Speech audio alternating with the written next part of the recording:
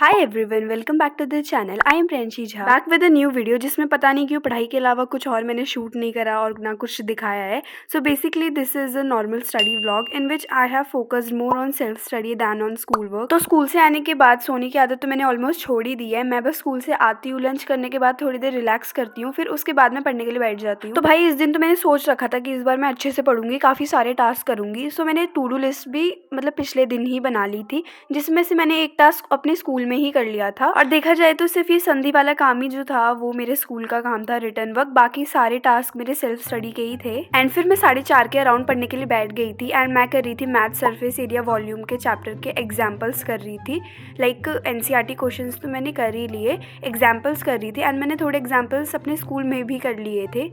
And इस chapter की सबसे बेकार चीज़ लगती है मेरे को फार्मूला बिल्कुल भी याद नहीं रहते हैं। लाइक अगर मैं डेली इसको करूँ तो शायद याद भी हो जाए, पर एक दिन भी अगर छोड़ दिया ना तो सच्ची बता रही हूँ मैं भूल ही जाऊँगी। मेरे को कभी भी फार्मूलाज याद नहीं रहते इस चैप्टर के। एंड उससे भी डबल बुरा लगता है कैलकुलेशंस इतनी लॉन्ग है, इतनी लेंदी है, इतनी बेकार है एंड एट लास्ट जाकर भी अप्रॉक्स लगाना पड़ता है और सबसे बेकार वही लगता है अप्रॉक्स। एंड अगर मैथ्स के सिलेबस की बात करें तो सिलेबस तो मेरा काफ़ी सारा ही बचा है। एंड अगर सिर्फ फाइनल टर्म को देखें तो मैंने सरफेस एरिया एंड वॉल्यूम वाला चैप्टर और ट्राइंगल्स वाला चैप्टर ही अभी तक अपने बैच में से करा है, क्योंकि इन दोनों चैप्टर के जो लेक्चर्स हैं वो भी बहुत कम है। आगे देखी जाएगी कि किससे करेंगे बाकी सारे चैप्टर्स। मैं तो सोच रही हूँ अगर कम लेक्चर रहेंगे तो फिर तो मैं बैच से ही कर लूँगी। बाकी अभी तक मैंने कोई क्रैश कोर्स तो नहीं ही लिया है एंड क्यों नहीं लिया वो भी आगे बताऊँगी।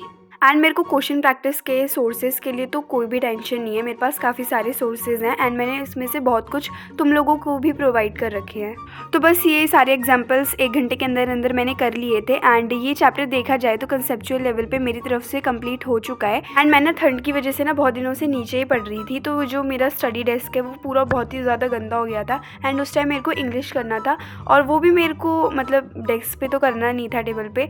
तो फिर मैंने उस टाइम तो साफ़ नहीं करा, मैंने बाद के लिए कर लिया। एंड ये मैं करने जा रही थी एक पोएम इसमें इंग्लिश में, जो कि मेरे वीकली टास्क में भी था। सो मैंने नो मैन आर फॉरेन वाला चैप्टर किया एंड ऑफ कोर्स मैंने अनुराग सर से ही करा, क्योंकि मैं उन्हीं से इंग्लिश पढ़ती हूँ। और सबसे बेस्ट कि वो 1 घंटे के अंदर अंदर ही कोई भी पोएम और चैप्टर करा लेते हैं, तो फिर मेरे को कहीं यूट्यूब पे तो जाने की जरूरत नहीं पड़ती, मैं बैच में से ही अपनी इंग्लिश। तो फिर इसके बाद मैं साइंस करने वाली थी, chapter number 4 structure of atom के इंटेक्स क्वेश्चन की प्रैक्टिस। चैप्टर 3 के इंटेक्स क्वेश्चन मैंने इससे पहले वाले दिन ही कर लिए थे, तो इस दिन मैं चैप्टर नंबर 4 करनी थी।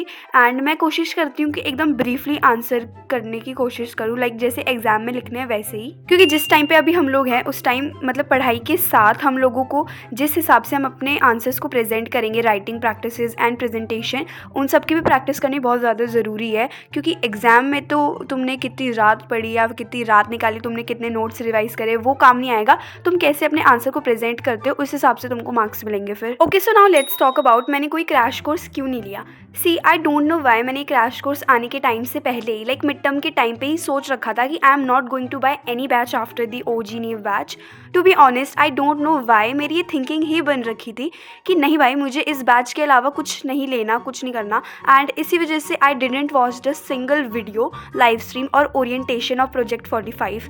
ये प्रोजेक्ट 45 इसलिए बोला क्योंकि मैं नीव की थी, तो ऑब्वियसली अगर मैं कोई क्रैश कोर्स लेती तो प्रोजेक्ट 45 ही लेती। एंड अगर सब कुछ वन शॉट की तरह हो ही रहा है तो क्यों ना मैं डायरेक्ट यूट्यूब से ही वन शॉट देख लूँ। एंड क्वेश्चन प्रैक्टिस के सोर्सेज की भी मेरे पास कोई कमी नहीं है, PW नीव बैच मेरे पास पूरा पढ़ रखा है। मैं नोट्स घुमा सकती हूँ, उसमें से क्वेश्चंस ले सकती हूँ, मैं DPPs खोल सकती हूँ, मेरे पास और भी एलेंस के बहुत सारे PDFs हैं। सो इन्हीं कुछ रीजंस की वजह से मैंने अभी तक कोई क्रैश कोर्स नहीं लिया और ना मैं लेने वाली हूँ। बट आई एम क्यूरियस कि तुम लोगों ने अगर कोई सा क्रैश कोर्स लिया है तो कौन सा लिया है। So all the very best to you for your 45 days in which you can do your comeback. So let's get back to the video. तो फिर मैंने इस चैप्टर के इंटेक्स क्वेश्चंस भी कर लिए थे सारे एंड मैंने चेक भी कर लिए थे एंड सारे लगभग सही ही आए थे। बस एक क्वेश्चन था जिसमें मेरे को डाउट था, वो गलत नहीं था, उसमें मेरे को डाउट था। एंड मैं कभी स्कूल के काम से कैसे पीछा छुड़वा सकती हूँ, ये तो भाई पूरा इम्पॉसिबल है।